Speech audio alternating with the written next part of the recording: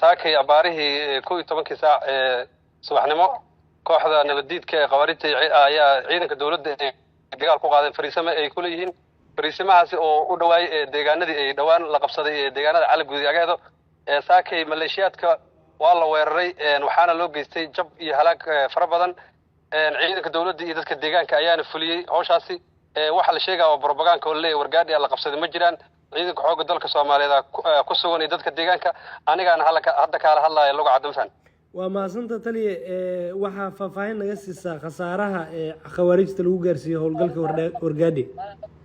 khasaaraha lagu gaarsiiyay khasaare yar ma ahan waxa waaye khasaare badan waana soo bandhigi doonaa ilaa iyo 50 qof oo dagaalamayaasha jidijaadidka al-shabaab ayaa halkan lagu dilay waqtigoodana waa soo bandhigi doonaa sida ay dadweynaha ugu qancaan xaaladdu way degan tahay halkaana wax shabaab oo jooga ma lahan